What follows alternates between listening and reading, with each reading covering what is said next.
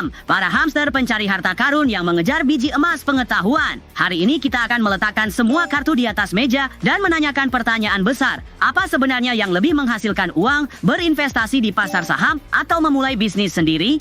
Aku sudah menyiapkan video yang menggali topik ini secara mendalam. Dan ini bukan hanya opini yang samar. Video ini hadir dengan data konkret dan perbandingan jelas yang membuat gambaran menjadi lebih tajam. Jadi jangan hanya duduk diam, ambil buku catatanmu, mendekatlah, dan mari kita buka perdebatan abadi ini bersama-sama, karena jawabannya mungkin saja akan mengubah permainanmu. Mari kita mulai. Jika kamu menginvestasikan $100.000 10 tahun lalu ke dalam dua kendaraan uang yang sangat berbeda, salah satunya adalah S dan P500, dan yang lainnya membeli sebuah laundromat, mana yang akan menghasilkan lebih banyak uang untukmu? Mari kita mulai dengan S dan P500. Menurut hasil historis selama 10 tahun terakhir, S dan P rata-rata menghasilkan sekitar 12,7% per tahun. Tidak buruk, kamu dapat lebih dari 3 kali lipat uangmu dengan hampir tanpa usaha. Tapi bagaimana jika kamu menggulung lengan bajumu dan membeli sebuah laundromat? Katakanlah kamu membayar uang muka $100.000 untuk membeli laundromat yang bernilai $100.000.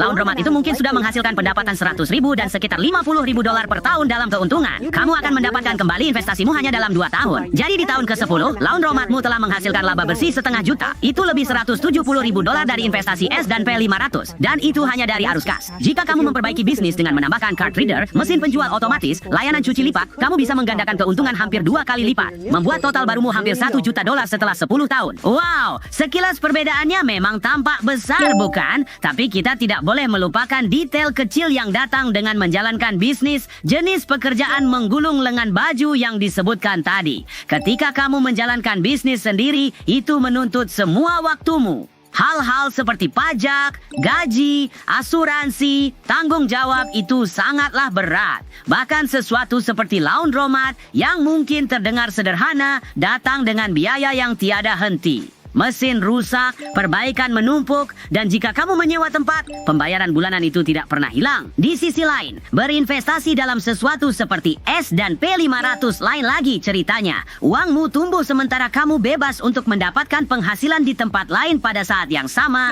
Ini adalah faktor penting yang tidak dibahas dalam video. Dan sejujurnya, ketika datang untuk memilih, kuncinya adalah fokus pada apa yang sebenarnya kamu nyaman. Karena ketika kamu menyukainya, usaha dan investasi itu tidak terasa seperti beban, itu terasa pantas. Sampai jumpa di episode berikutnya. Dan ingatlah, hamster adalah kekuatan. Satu untuk semua dan semua untuk satu.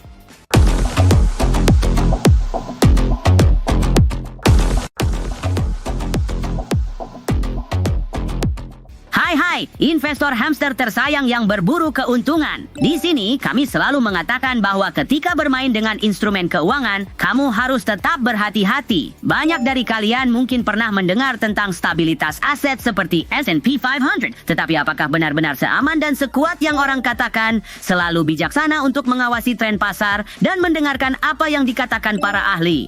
Jadi hari ini, mari kita lakukan itu. Analisis seperti ini tidak pernah sia-sia. Setiap analisis mengasah pemahaman dan instingmu. Jadi hentikan sejenak apa yang sedang kamu lakukan dan mari kita lihat lebih dekat apa yang mungkin benar-benar layak mendapatkan perhatianmu. Mari kita mulai. Jadi membeli dana indeks adalah cara untuk melakukan diversifikasi pada 500 perusahaan yang berbeda, tetapi 38% dari uangku ada di 10 perusahaan yang berbeda, dan mereka bertaruh sangat berat pada AI. Aku merasa dengan memiliki banyak uang di S&P 500, aku sekarang agak bertaruh pada masa depan besar AI, dan itu bukan masa depan yang pasti aku yakini akan terjadi. Ini sangat benar. Kembali ke era gelembung.com, 25% dari S&P 500 terdiri dari 10 perusahaan terbesar. Saat ini itu adalah 40%.